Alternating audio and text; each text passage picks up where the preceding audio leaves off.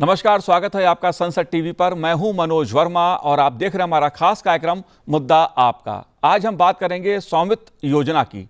प्रधानमंत्री नरेंद्र मोदी ने हाल ही में 18 जनवरी को वीडियो कॉन्फ्रेंसिंग के जरिए 65 लाख स्वामित्व संपत्ति कार्डों का वितरण किया। इस कार्यक्रम में 12 राज्यों और केंद्र शासित प्रदेशों के 50,000 से अधिक गांव शामिल हुए। बीते 5 सालों में करीब 1.5 करोड़ से ज्यादा लोगों को संपत्ति कार्ड सौंपे जा चुके हैं। प्रधानमंत्री नरेंद्र मोदी ने 24 अप्रैल 2020 को स्वामित्व योजना शुरू की थी। स्वामित्व योजना ग्रामीण भूमि प्रशासन में क्रांतिकारी बदलाव लाने वाली एक महत्वपूर्ण पहल के रूप में उभरकर सामने आई है। पंचायती राज मंत्रालय की स्वामित्व योजना ग्रामीण भारत के नागरिकों को कैसे सशक्त बना रही है, मुद्दा आपका में इससे जुड़े विभिन्न पहलुओं पर चर्चा करेंगे। दो खास मेहमान मेरे साथ इस समय जुड़े हुए हैं। हम बात करेंगे पंचायती राज मंत्रालय में गवर्नेंस स्वामित्व योजना संबंधी कार्य देख रहे संयुक्त सचिव विकास आनंद जी से। विकास जी, आपका स्वागत है संसद टीवी पर। साथ ही हम बात करेंगे प्रदीप सिंह जी से, जो भारतीय सर्वेक्षण विभाग के तकनीकी क्षेत्र के उप महासर्वेक्षक हैं। आपका स्वागत है प्रदीप जी संसद टीवी पर। लेकिन इस चर्चा को मैं शुरुआत करूं उससे पहले देखते हैं, सुनते हैं प्रधानमंत्री नरेंद्र मोदी जी ने क्या कहा। 2014 में जब हमारी सरकार बनी तो हमने प्रॉपर्टी के कागज की इस चुनौती से निपटने की ठानी। कोई भी संवेदनशील सरकार अपने गांव के लोगों को इस तरह परेशानी में नहीं छोड़ सकती थी। और हम तो सबका विकास चाहते हैं, सबका विश्वास भी चाहते हैं। अभी हमारे मंत्री जी राजू रंजन जी ने बड़े अच्छे ढंग से बताया। इसलिए हमने स्वामित्व योजना शुरू की है। हमने तय किया कि ड्रोन की मदद से देश के गांव-गांव में घरों की, जमीनों की मैपिंग कराई जाएगी। गांव के लोगों को उनकी आवासीय संपत्ति के कागज दिए जाएंगे। आज हम इस योजना का लाभ मिलते जब देख रहे हैं तो मन को एक संतोष मिलता है कि चलो गांव का, गरीबों का हम काम कर पाए। इस योजना ने कैसे उनका जीवन बदल दिया है, कैसे अब उनकी संपत्ति पर उन्हें बैंकों से मदद मिलने लगी है। संपत्ति तो थी, आप रहते भी थे, कागज नहीं था। उस समस्या का समाधान सरकार को करना चाहिए था और इसलिए हमने काम उठाया और कर रहे हैं। भाइयों और बहनों, हमारे देश में 6 लाख से अधिक गांव है। इनमें से करीब करीब आधे गांवों में ड्रोन से सर्वे हो चुका है। कानूनी दस्तावेज मिलने के बाद लाखों लोगों ने अपने घर, अपनी संपत्ति के आधार पर बैंकों से लोन लिया है। इस पैसे से उन्होंने गांव में अपना छोटा मोटा व्यापार शुरू किया है। इनमें से बहुत सारे छोटे और मझोले किसान परिवार है।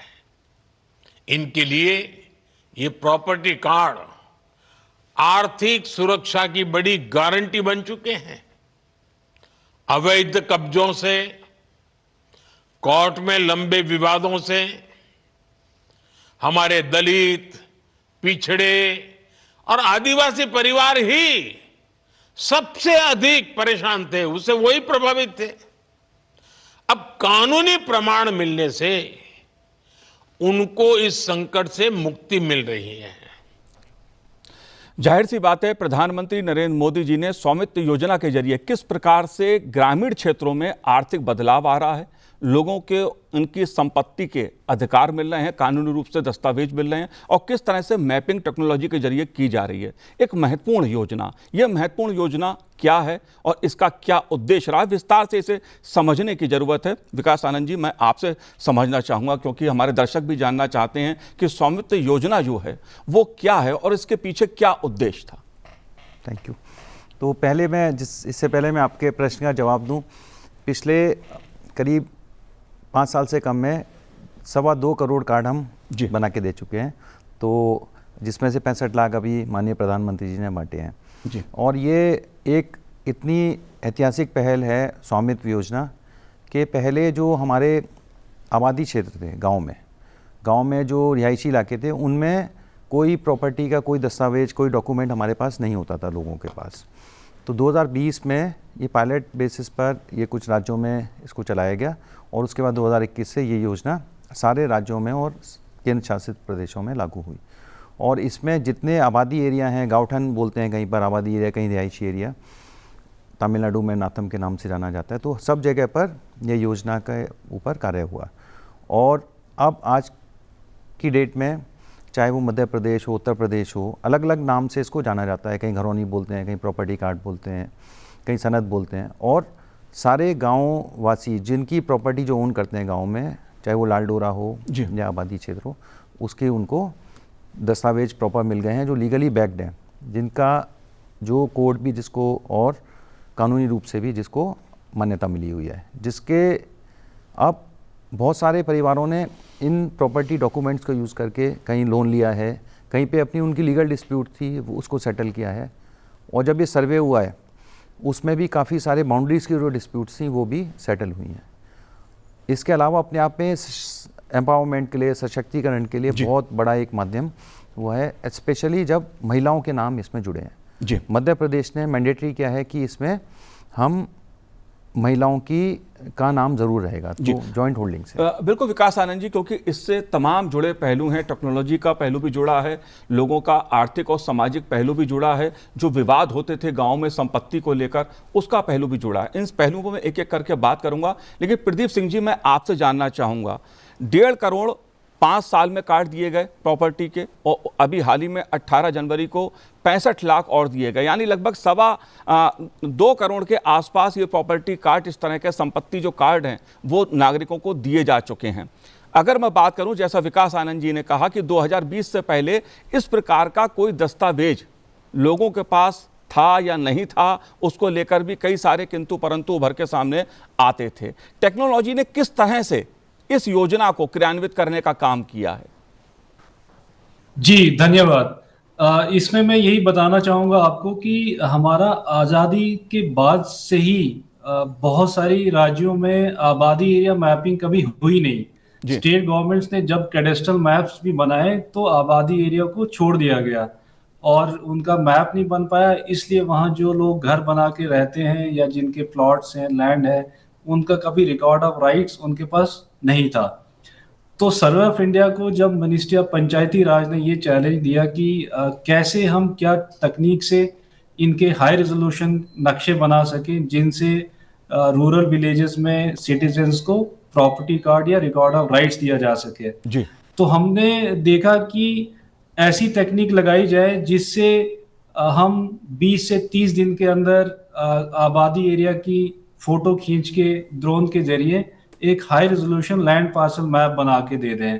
तो तब हमने ये पाया कि ड्रोन सर्वे सबसे ज़्यादा सूटेबल है और नई टेक्नोलॉजी भी थी उस समय की। और ड्रोन में क्या रहता है कि एक आबादी एरिया को अगर हम ड्रोन फ्लाइंग 30 से 40 मिनट में करें तो पूरा आबादी एरिया कवर हो जाता है।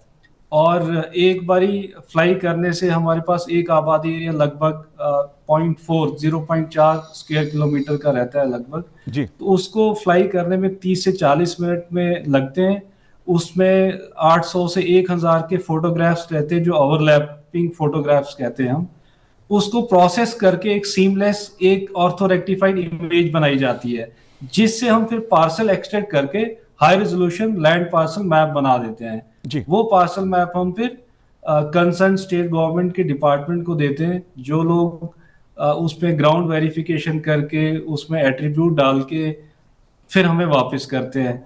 फिर हम उसका एक फाइनल मैप बनाते हैं ये पार्सल करेक्ट करके या उसमें एट्रीब्यूट इंफॉर्मेशन डाल के, और फिर ये map concern state government department को चला जाता है। उसके बाद उनका इंक्वायरी प्रोसेस या नो ऑब्जेक्शन प्रोसेस या ग्रीवेंस रिड्रेसल मैकेनिज्म है जो कंप्लीट करने के बाद वो वहाँ रूरल सिटीजन्स को रिकॉर्ड ऑफ राइट्स इशू करते हैं। और आज की डेट में हमने लगभग 3,17,000 आबादी एरियाज का पूरे देश में ड्रोन सर्वे पूरा कर लिया है जी। और स्कीम के बाकी बचे हुए आबादी एरिया इस फाइनेंशियल ईयर के एंड तक कंप्लीट कर दिए जाएंगे। और ये आजादी के बाद पहली बार किसी गवर्नमेंट ने इनिशिएटिव लिया हाईएस्ट लेवल पे। अदरवाइज आप देखेंगे तो in the history of India ये आबादी एरियाज अनमैप्ड रहे हैं। जी, एक कह सकते हैं ऐतिहासिक काम पिछले 5 सालों में ये हुआ है स्वामित्व योजना के जरिए। लेकिन स्वामित्व योजना की जब हम विकास की बात करते हैं तो आमतौर पर एक धारणा ऐसी मैं कहूँगा या कहें कि इस प्रकार के जो मैंने किंतु परंतु शब्दों का इस्तेमाल किया कि ये माना जाता कि ग्रामीण क्षेत्रों में, चूंकि आप लोगों ने कहा कि ऐसा दस्तावेज का कोई आंकड़ा या कोई इस प्रकार का दस्तावेजी कार्यक्रम पहले नहीं चला, किस तरह से विवाद उभर के सामने आए या किस तरह से उनका निपटारा हुआ विवादों का, एक महत्वपूर्ण पहलू स्वामित्व योजना का ये भी है। आप कैसे देखते हैं इस मुद्दे पर और क्या कहना है आपका? तो जो आपने बताया, जो डिस्प्यूट रिजोल्यूशन है, बहुत सालों से, जैसे हमारे पास जो जिनको अभी प्रॉपर्टी कार्ड मिले हैं, जैसे प्रदीप जी ने बताया, जब ड्रोन सर्वे हुआ तो बाउंड्री उसकी डिलिनिएट की गई, बाउंड्री जब बनाई गई तो वहाँ पर जो डिस्प्यूट्स थे तो क्लेम्स एंड ऑब्जेक्शन में वो लोगों ने कहा ये हमारा है, ये हमारा है। उसके बाद उन पे जो रेवेन्यू अथॉरिटी ने फिर डिसाइड किया कि किसका एज़ पर उनका देख के आपस में जब क्लेम्स ऑब्जेक्शन में और एविडेंस देख के फिर डिसाइड किया गया कि किसका ये बनता है। वहाँ पर बहुत सारे डिस्प्यूट हमारे ख़त्म हो गए हैं। तो इस तरह से पूरा इस प्रोसेस से जब निकल के फाइनल प्रॉपर्टी कार्ड्स बनते हैं, जो हमारा रिकॉर्ड ऑफ राइट क्रिएट होता है, उसमें बहुत सारे डिस्प्यूट्स के अलावा ओनरशिप जो हैं वो एकदम हमारी पक्की हो गई कि हाँ ये इसका ओनर यही है। अब तक जो ऑक्यूपायर था, नाउ उनका जो राइट है to be recognize as property owner, वो इससे स्थापित हुआ है। जी। और कोर्ट्स में भी अगर कोई कहीं पे था कि एनक्रोचमेंट है, तो अगर वो ओरिजिनल ओनर है, उनके पास घरौनी बनी हुई है, तो वहाँ पर भी उनको रिलीफ दिया गया है, कोर्ट्स के द्वारा भी दिया गया है। जी। प्रदीप जी, मैं आपसे भी जानना चाहूँगा इस मुद्दे को, क्योंकि टेक्नोलॉजी के जरिए कई समस्याओं का समाधान बड़ी पारदर्शिता के साथ हो रहा है। जो मैंने विकास जी से समझनी बात को चाहा कि ग्रामीण क्षेत्रों में आमतौर पर अगर मैं कहूँ तो इस प्रकार की धारणा एक उभर के सामने आती थी कि संपत्ति को लेकर लोगों के क्या अधिकार हैं। आमतौर पर यह बात चर्चा भी होती थी जब भी आप ग्रामीण क्षेत्र में जाते हैं, पंचायतों के स्तर पर जाते हैं। टेक्नोलॉजी ने कैसे इस मामले की राह आसान की, इस मुद्दे को कैसे सुलझाया? जी, मैं एक्सप्लेन करूंगा। जी, सबसे पहले तो ट्रांसपेरेंसी। ड्रोन सर्वे जब करने हम जाते हैं ग्राउंड में, तो जो भी उस आबादी एरिया, उस गांव में लोग रहते हैं, उनको बुला के एक एजुकेशन किया जाता है। उसको हम information education and communication activity है स्वामित्व प्रोग्राम में, जिसमें सभी को बताया जाता है कि आपके गांव में आबादी एरिया की मैपिंग ड्रोन से की जाएगी। जी। और ड्रोन से की जाएगी तो हर सिटीजन, हर प्रॉपर्टी ओनर अपनी अपनी प्रॉपर्टी मार्क करता है, आइडेंटिफाई करता है। उसके बाद जब ड्रोन सर्वे होता है, और ड्रोन सर्वे करके आप देखेंगे जो हाई रेजोल्यूशन इमेज आती है वो इतनी हाई रेजोल्यूशन रहती है कि कोई भी लेमैन उस इमेज पे अपना पार्सल या प्रॉपर्टी आइडेंटिफाई कर सकते हैं। उसी इमेज से फिर हाई रेजोल्यूशन पार्सल मैप निकाला जाता है, जिसमें पार्सल्स को डिजिटाइज किया जाता है। हर पार्सल, चाहे वो किसी का घर है या खाली प्लॉट है, लैंड है, उसको डिजिटाइज किया जाता है। जी। और वो मैप फिर उन सब सिटीजन्स को दिखाया जाता है कि ये आपकी प्रॉपर्टी फाइनल हुई है ड्रोन सर्वे से। तो उसमें किसी को कोई ऑब्जेक्शन है तो उनसे वो ऑब्जेक्शन लिए जाते हैं, उनको सेटल किया जाता है। उसके बाद ही फाइनल लैंड पार्सल मैप बनाया जाता है, जिसके बेसिस पे फिर रिकॉर्ड ऑफ राइट्स इशू किए जाते हैं। तो ये तो रही बात टेक्नोलॉजी की, जिससे ट्रांसपेरेंसी आई है पूरे सिस्टम में, सर्वे से लेकर फाइनल रिकॉर्ड ऑफ राइट्स या प्रॉपर्टी कार्ड बांटने तक। दूसरा, आप देखेंगे टेक्नोलॉजी के बारे में अगर सोचें तो जनरली क्या होता है, हम शहरों में पहले टेक्नोलॉजी आती है, देहात या रूरल विलेजेस में बाद में पहुंचती है। पर मैपिंग के केस में देखेंगे तो ड्रोन सर्वे हमने पहले गांव से शुरू किया है, जिसमें ये आबादी एरियाज आज की डेट में 3,17,000 गांव की मैपिंग हो चुकी है। तो ये इंडिया में नहीं बल्कि इस प्लैनेट पे सबसे बड़ी एक्सरसाइज की गई है। जी। जी बिल्कुल। विकास जी, अगर बात जो स्वामित्व की हम लोग कर रहे हैं, जाहिर सी बात है कि ग्रामीण क्षेत्रों में चाहे अगर मैं कहूं एक दबंग शब्द बहुत चलता है, और जिस तरफ प्रधानमंत्री नरेंद्र मोदी जी इशारा कर रहे थे, जो उन्होंने कहा कि चाहे दलित हों, वंचित हों, पिछड़े हों, आदिवासी हों, खास तौर से समाज का जो समाज का जो आर्थिक रूप से समाज का वर्ग होता है, आमतौर पे स्वामित्व को लेकर, उसकी प्रॉपर्टी को लेकर कई प्रकार की चुनौतियां उसके सामने ग्रामीण क्षेत्रों में रहती हैं। अक्सर ये खबरें भी उभर के सामने आती हैं कि ग्रामीण क्षेत्रों में किसी ने किसी की ज़मीन कब्जा ली। सामाजिक स्तर पे जो आप बदलाव देख रहे हैं, जो स्वामित्व योजना के जरिए पिछले 5 सालों में उभर के सामने आया होगा, खासतौर से इस वर्ग के लिए, दलित वर्ग हो, पिछड़े वर्ग हो या आदिवासी हों, आप कैसे बदलाव महसूस करते हैं? क्या बदलाव हुआ?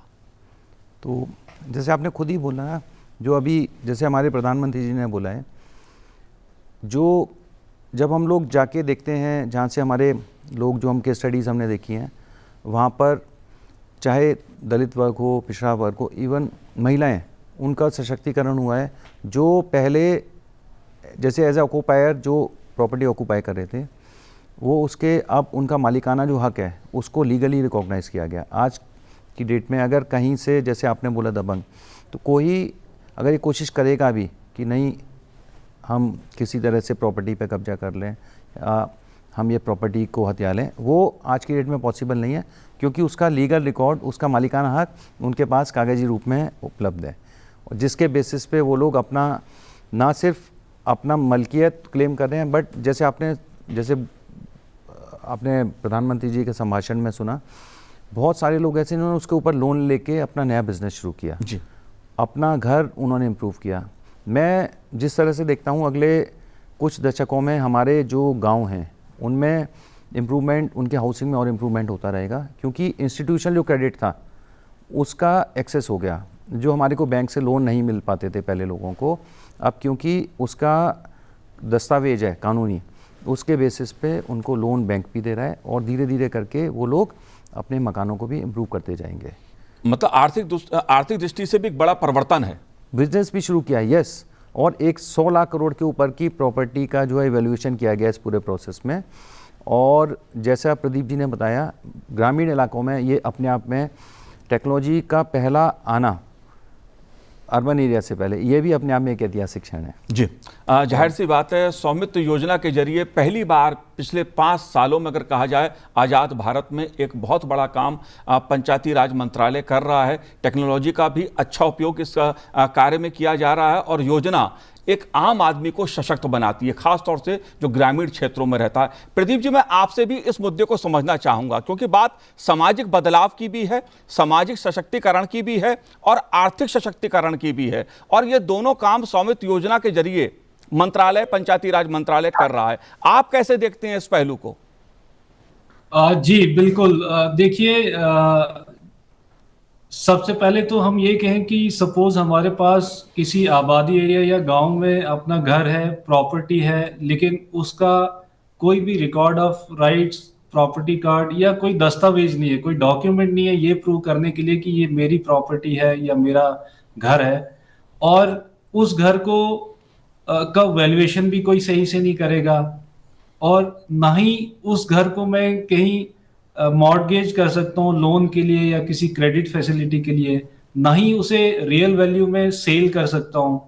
तो वो जो एक डिग्निटी लाई है रूरल सिटीजन के लिए कि उसके घर की मैपिंग एक अच्छे रिकॉर्ड से, और ये रिकॉर्ड मैं बताऊं जो ड्रोन सर्वे से बना है, ये बहुत ड्यूरेबल रिकॉर्ड है, इसको कोई भी मॉडिफाई, चेंज या अल्टर नहीं कर सकता, क्योंकि मैपिंग बहुत हाई रेजोल्यूशन पे हुई है। जी, जो फोटोग्राफ्स ड्रोन से खींची गई हैं, उन फोटोग्राफ्स का रेजोल्यूशन ही बेटर देन 5 सेंटीमीटर है, और बेटर देन 5 सेंटीमीटर रेजोल्यूशन मतलब आप समझेंगे कि हम छोटी से छोटी ऑब्जेक्ट ग्राउंड पे आइडेंटिफाई कर सकते हैं।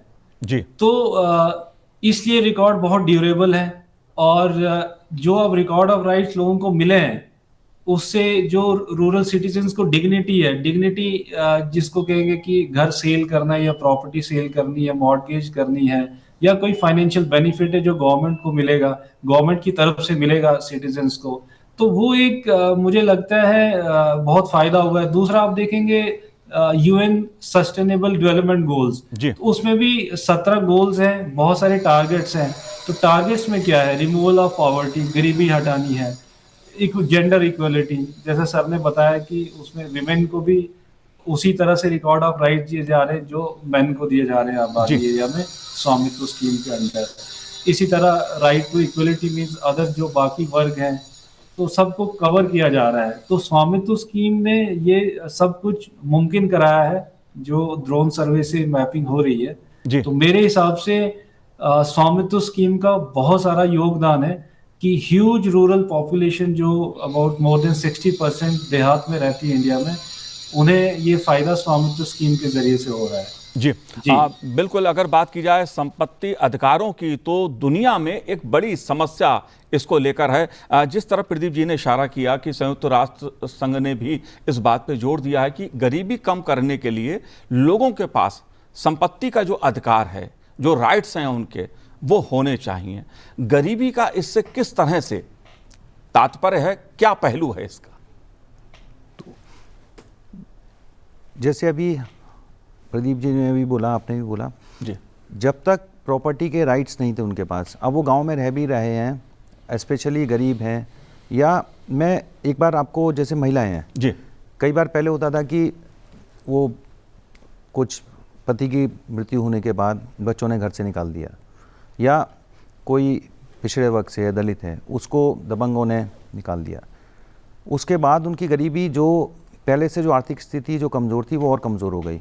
अब आज क्योंकि मेरे पास संपत्ति का अधिकार मिला है, मुझे संपत्ति, जो मेरी संपत्ति थी उसको कानूनी रूप से रिकॉग्नाइज़ किया गया है, तो अब ये सारी समस्या हमारी, हम उसको आराम से उसको टैकल कर सकते हैं, उसको एड्रेस कर सकते हैं। और महिला आज उसके बच्चे, वो उसका पहला हक है, उसके नाम पे प्रॉपर्टी है, वो चाहे तो निकाल सकती है। बच्चे जो हैं वो अगर कोई कोशिश भी करेंगे तो सारा हक महिला के नाम पे है। जी इसी तरह से जो क्रेडिट फैसिलिटी है, जब पहले जो मकान, अगर कोई कच्चा मकान है जिस पे आपको लोन नहीं ले सकते हैं, जो इंस्टीट्यूशनल क्रेडिट है उससे एक्सेस हुआ, तो उसको भी हमारे पास, जो जैसे मैंने बताया, जो हमारे पास कुछ केस स्टडीज़ हैं, बेनिफिशियरीज ऐसे हैं जिन्होंने लोन लिया और अपना मकान भी अच्छा किया, कुछ दुकानें भी बना ली, उसको भी किराए पे दिया, अपना कुछ बिज़नेस शुरू किया, किराना स्टोर शुरू किया, किसी ने, कई लोगों ने डेयरी फार्मिंग शुरू करी। तो इन सब से भी काफ़ी उनकी आर्थिक स्थिति मजबूत हुई है। और क्योंकि अभी ये स्कीम चल रही है, हमारी ये कोशिश है कि हम इस साल के अंत तक मैक्सिमम हम काम निपटा लें। इसका जो प्रभाव आएगा आगे आने वाले दशकों में, बहुत इसका ज़बरदस्त प्रभाव रहेगा। जी, जाहिर तौर पे स्वामित्व योजना जो है वो ग्रामीण क्षेत्रों में आर्थिक और सामाजिक दृष्टि से एक बड़ा बदलाव ला रही है। मैं आपसे एक चीज़ और समझना चाहूँगा, क्योंकि राज्यों की जो भूमिका है, अगर स्वामित्व योजना केंद्र सरकार की एक पहल है, राज्यों की भूमिका को आप कैसे देखते हैं? क्योंकि बिना राज्यों के योगदान के और नागरिकों की भागीदारी, ये दो महत्वपूर्ण पहलू और हैं। आप कैसे देखते हैं इन पहलुओं को?